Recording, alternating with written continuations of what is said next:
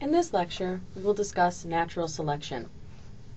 Natural selection was developed independently by two different men, Alfred Russel Wallace and Charles Darwin.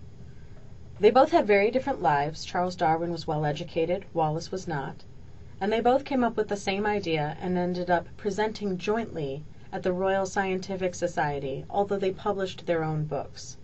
Wallace published on the tendency of varieties to depart indefinitely from the original type, and Charles Darwin published the much more famous On the Origin of the Species.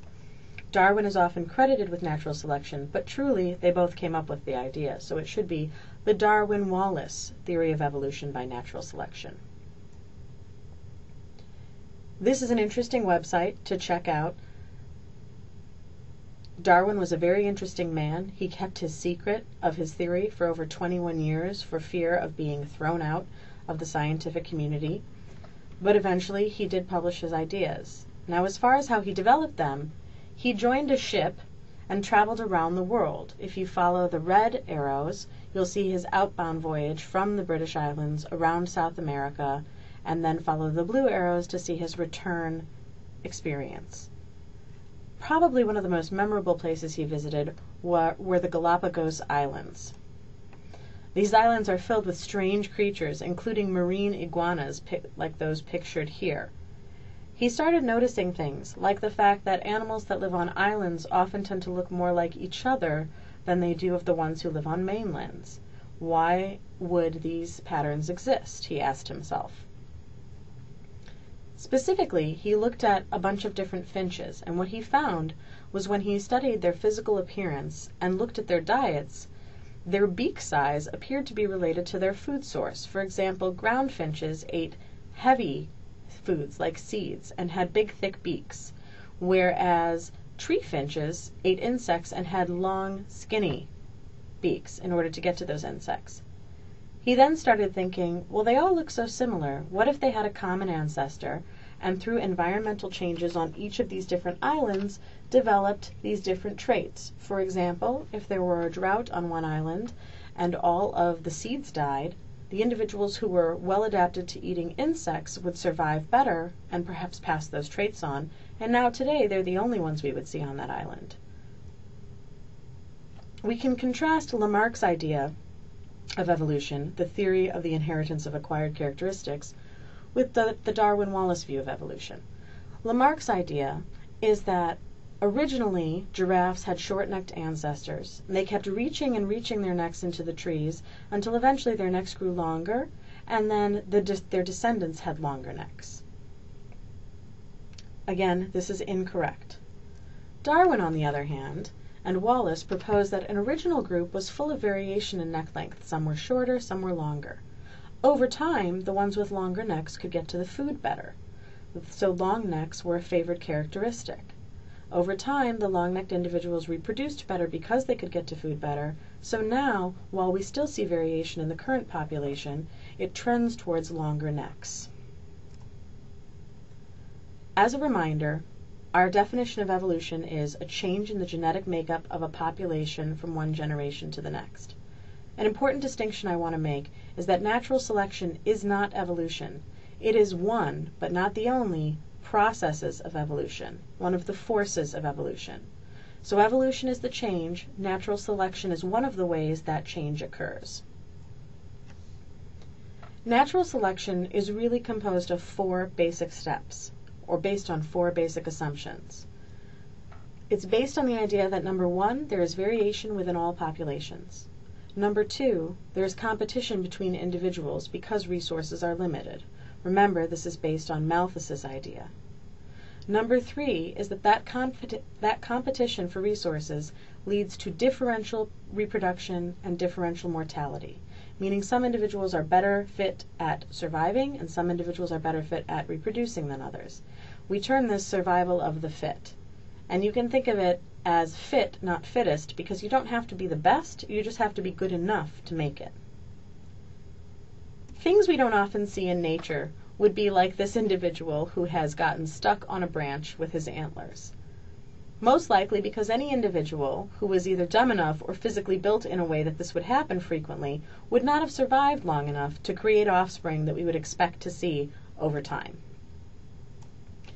Our fourth step is that over time, the genetic makeup of the population will change in favor of the traits that are best fit to that environment. So the survival of the fit pass on their genes more. And so over time, we see a trend in that direction.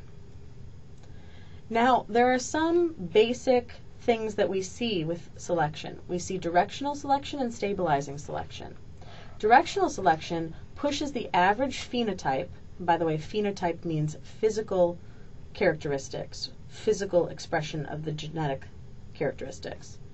It pushes the average phenotype one way or another, whereas stabilizing selection will select against the outliers and maintain the average, but basically push towards the average by reducing variance. An example of directional selection would be, let's say we have beaks that range from being very deep, up at the top here, to shallower down at the bottom. On an island, most individuals tend to have the shallower beaks until a drought strikes, and then the ones who survive are the ones who have the thicker beaks and who are better able to eat the seeds as opposed to the plants that have died off. Within 3 years, we now see a different shaped beak. So directional selection has occurred. We have pushed towards a thicker beak.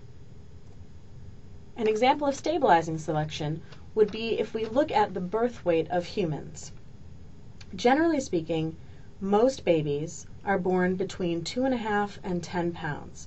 But what we can see is that the individuals who are born at 2, 3, 4, and 5 pounds have a lower survival rate than those who are born between 6 and 9.5 pounds.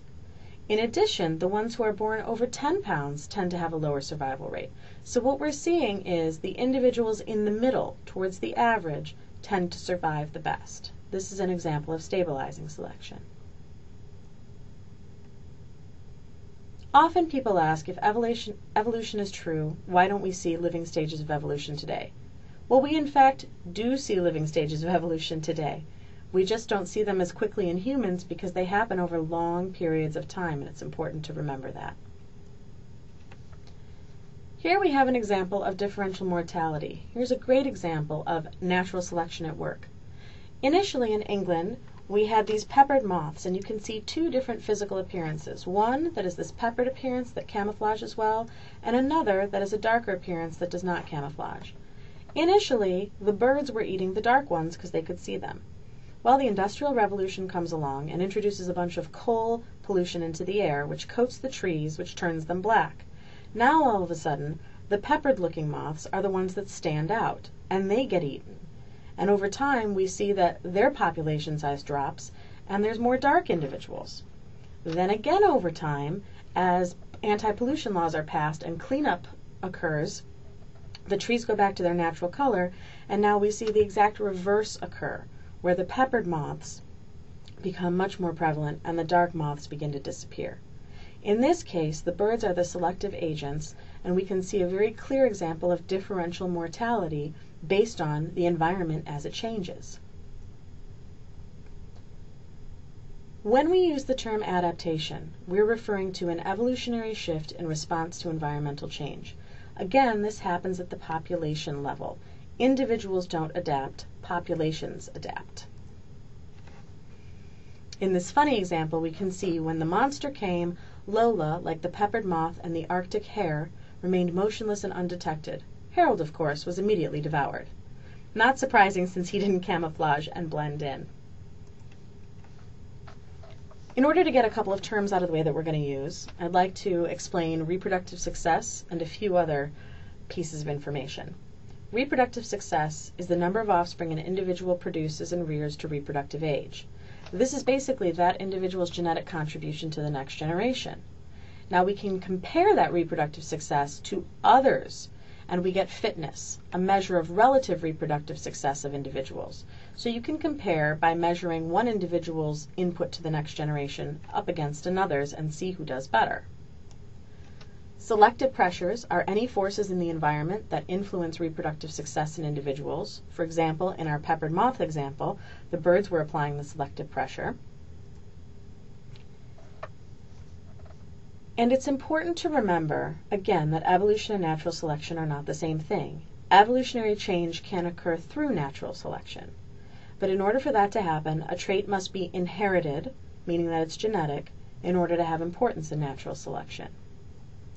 Natural selection can't occur without variation in those inherited characteristics, meaning the population has to have variation in it.